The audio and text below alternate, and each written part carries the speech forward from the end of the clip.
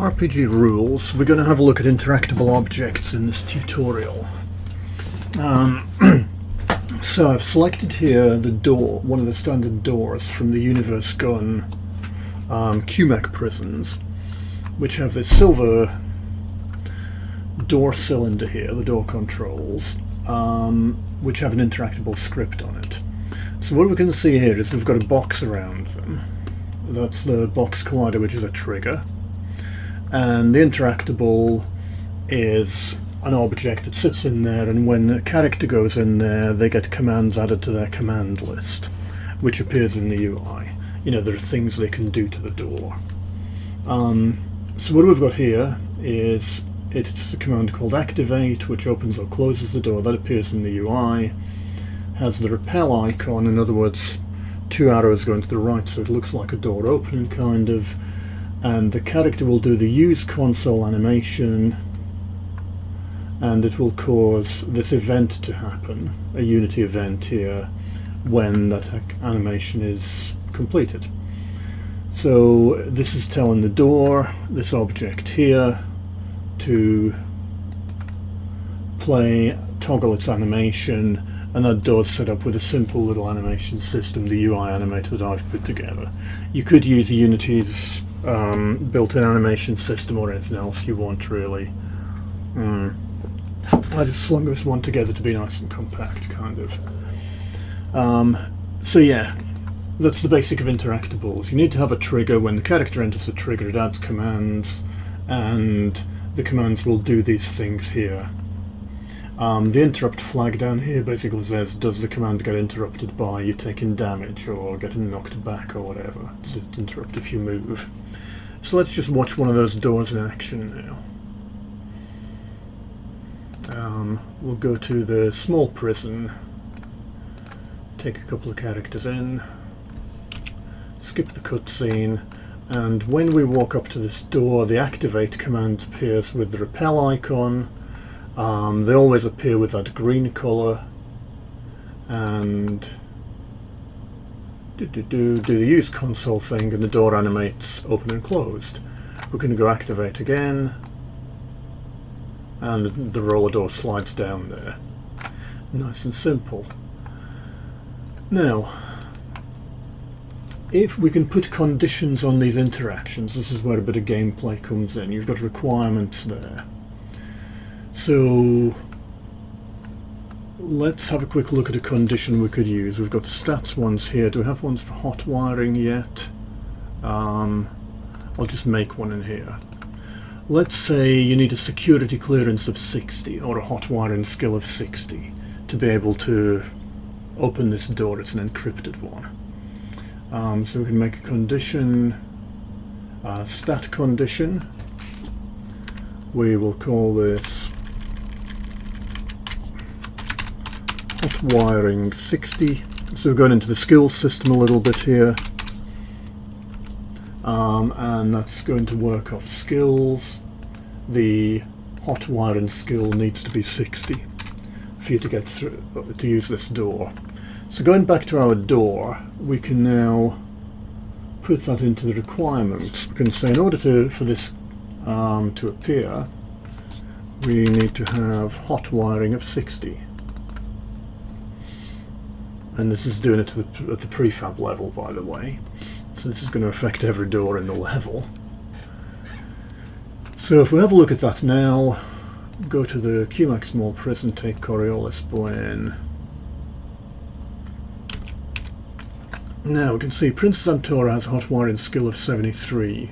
Coriolis boy, not being quite as technical, has a hot wiring skill of 5. So when he goes up to the door now, nothing happens, can't get through. However, if we switch to her, when she goes up to the door, she can still open and close the door and activate it. It still works. So that's one of the common uses for the skills there, is to have, you know, characters with sort of science, technical, hot wiring skills or whatever be able to do things to interactable objects that other characters necessarily can't. Okay, let's observe that Coriolis boy is a powerful telekinetic and should be able to open that door telekinetically. Let's see, with this interactable, we can basically say there are going to be two interactions on it.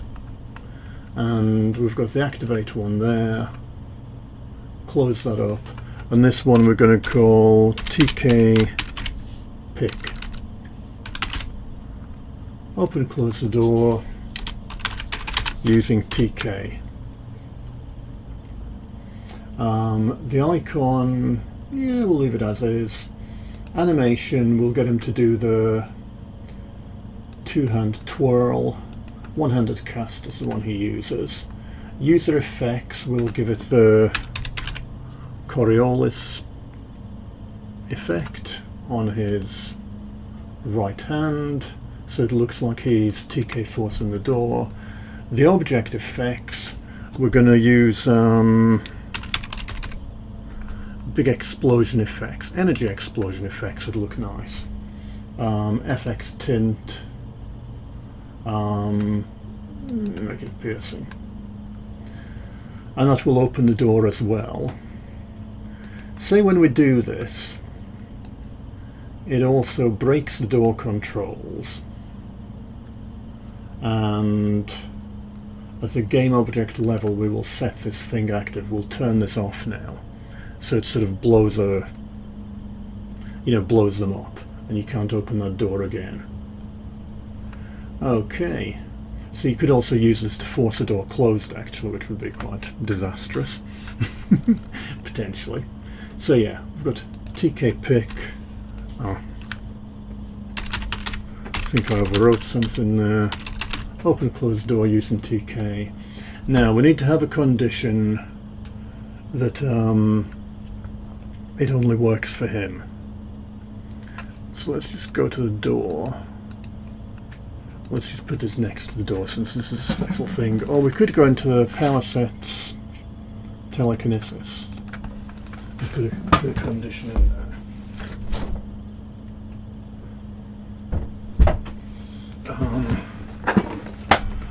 Let's see, I can go create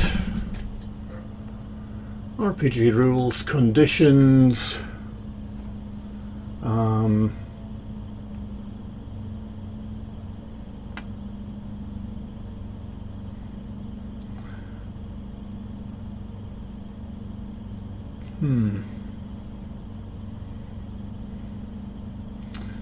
It's going to have to be an enemy group condition. I think I already have one of them. I already have an enemy group condition is Coriolis boy, which refers to the enemy group that is just Coriolis boy. So that's sort of a cheaty way around that. I think I should maybe put a has power set condition in here. Right, so going back to, oops, not to Paradise City, the QMAC complex prefabs to that door. Oh, it's still here. Let's put a condition on that one. We'll have requirements of 1, so instead of the hot wire in 1, it's just is Coriolis boy. And let's play that now and see how that works.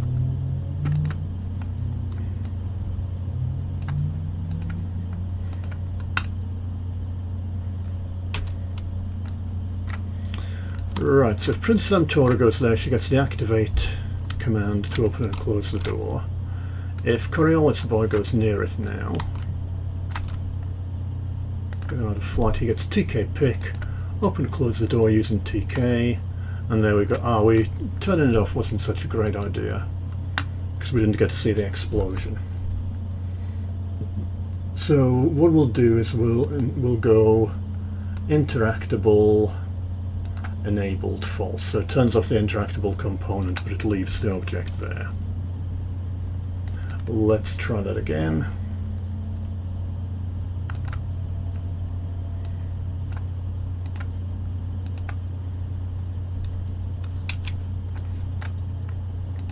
Go TK pick this lock, get out of flight, TK pick, boom. Okay, now that did a different explosion from the one I was thinking. The energy explosion effect. I was thinking of plasma. No? Electrical explosion.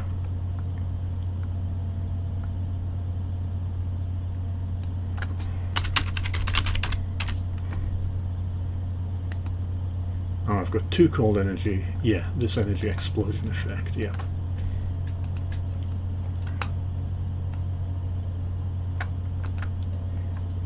One more try.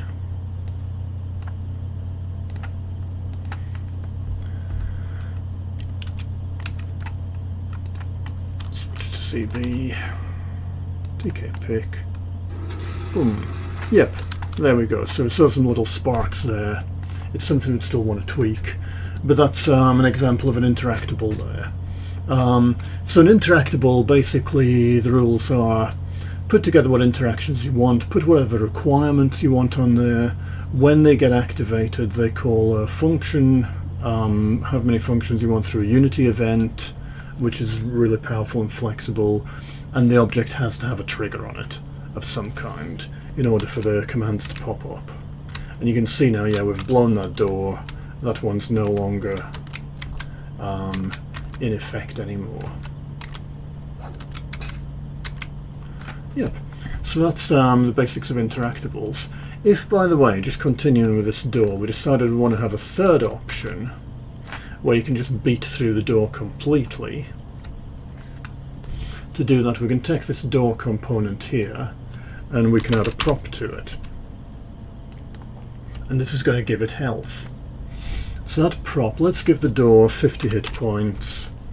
Let's give it material metal. Passives 1.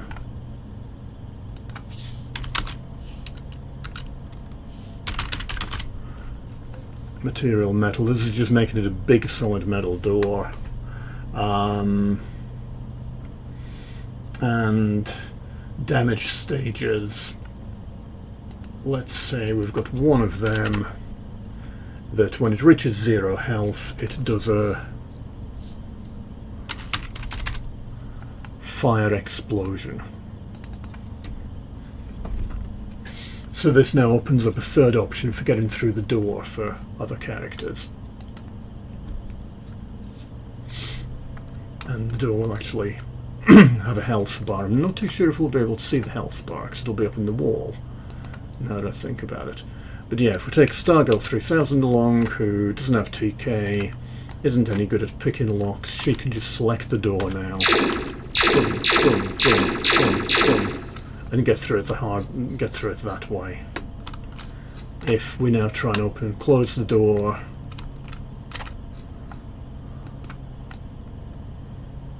yeah, we just find that that's no longer there. So you could dress that up, put whatever particle effects to make it look like the door's shattering, have it spawn in destroyed parts with a broken door if you want to at that point. Yeah, nothing to do with interactables, but something I thought I should drop in there.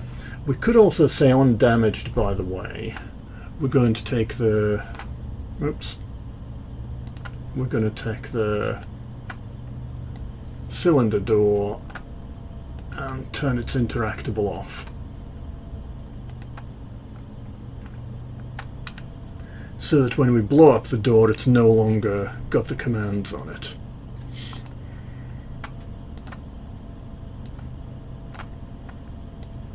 Let's just do that. Alright. So, let's check. Prince Damtora gets the command. Stargirl 3000.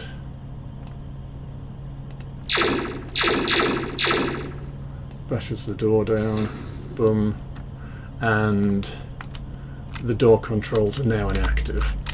Yep.